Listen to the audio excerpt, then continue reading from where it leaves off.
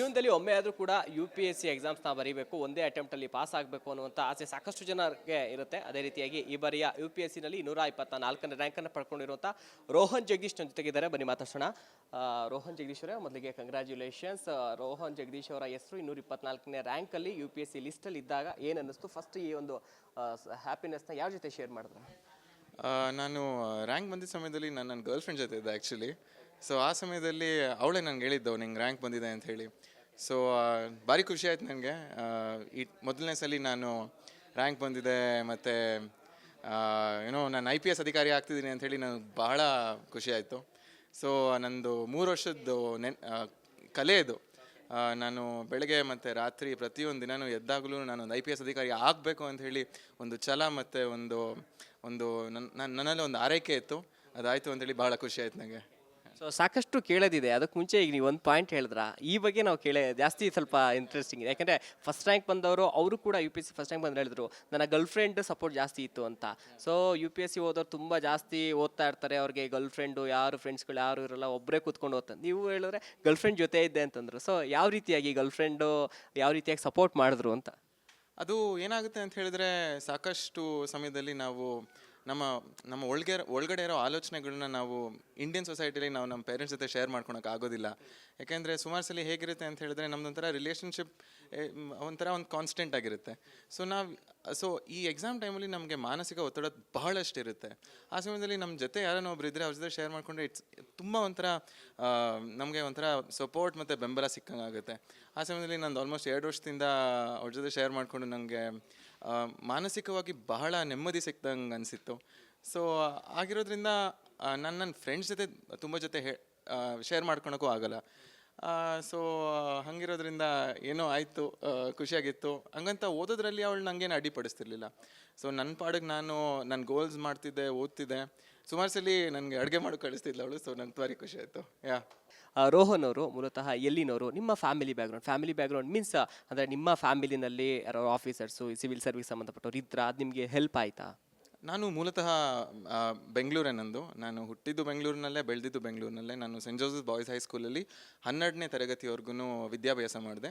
ನಾನು ICSE ಮತ್ತು ISC ಸಿಲೆಬಸಲ್ಲಿ ಓದಿದ್ದೀನಿ.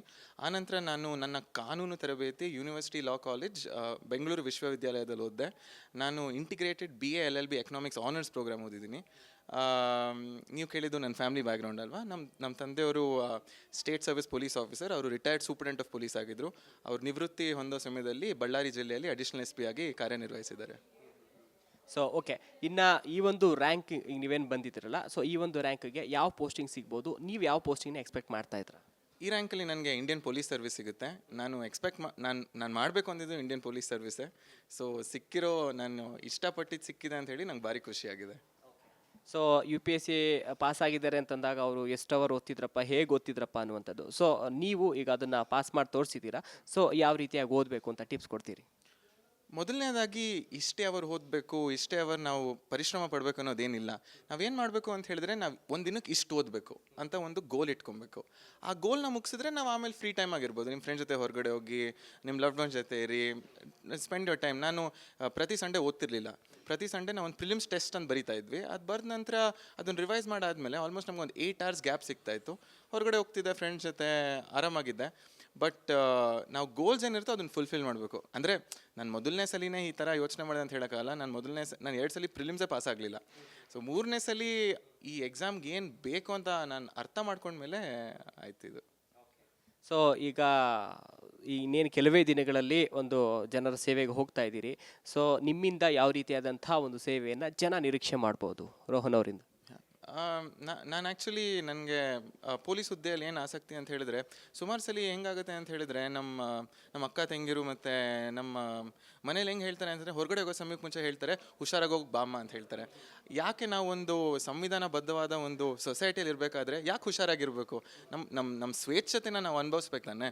ಸೊ ಅಂಥ ಸಮಯದಲ್ಲಿ ನಾನೊಂದು ಪೊಲೀಸ್ ಅಧಿಕಾರಿ ಆದಾಗ ನಾನಿರೋ ಜಿಲ್ಲೆಯಲ್ಲಿ ಪ್ರತಿಯೊಬ್ಬರಿಗೂ ತಣ್ಣದಾಗಿರೋ ಒಂದು ಜೀವನ ಸಿಗಬೇಕು ಅಂತ ನಾನು ಇಷ್ಟಪಡ್ತೀನಿ.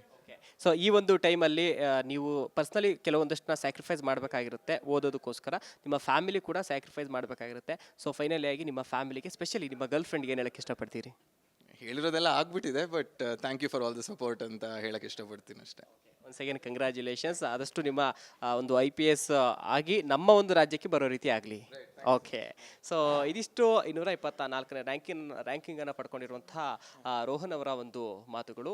ಅಂದರೆ IPS ಆಗಬೇಕು ಅಂತ ಆಸೆಯನ್ನು ಇಟ್ಕೊಂಡಿದ್ದೆ, ನನಗೆ ಸಿಕ್ಕಿರುವಂಥ ರ್ಯಾಂಕಿಗೆ ನಾನು IPS ಆಗ್ತೀನಿ. ಜೊತೆಗೆ ಅವರ ತಂದೆ ಕೂಡ ಇದೇ ಒಂದು ಪೊಲೀಸ್ ಡಿಪಾರ್ಟ್ಮೆಂಟಲ್ಲೇ ಇದ್ದಂಥದ್ದು. ಸೊ ಅದು ಕೂಡ ಅವರಿಗೆ ಸಾಕಷ್ಟು ಅನುಕೂಲ ಆಗಿರುತ್ತೆ. ಸೊ ಅವರಿಂದ ಮುಂದೆ ಸಾಕಷ್ಟು ಒಳ್ಳೆಯ ಕೆಲಸಗಳನ್ನ ನಿರೀಕ್ಷೆ ಇಟ್ಕೊಂಡಿದ್ದಾರೆ ಜನ, ಅವೆಲ್ಲವೂ ಕೂಡ ಈಡೇರಿಸಿ ಅವರ ಅಂದ್ಕೊಂಡ ರೀತಿಯಲ್ಲೇ ಕೂಲ್ ಆದಂಥ ಒಂದು ಆಡಳಿತವನ್ನು ನಾನು ನೀಡ್ತೀನಿ ಅಂತ ಹೇಳಿದರೆ ಅದು ಮುಂದಿನ ದಿನಗಳಲ್ಲಿ ಅದು ಅವ್ರ ಕಡೆಯಿಂದ ಸಹಕಾರ ಆಗಲಿ ಅಂತ ಹೇಳ್ತಾ ಕ್ಯಾಮ್ರಾ ಪರ್ಸನ್ ಮುರಳಿ ಜೊತೆಗೆ ಶಿವಪ್ರಸಾದ್, ಫಸ್ಟ್ ನ್ಯೂಸ್, ಬೆಂಗಳೂರು.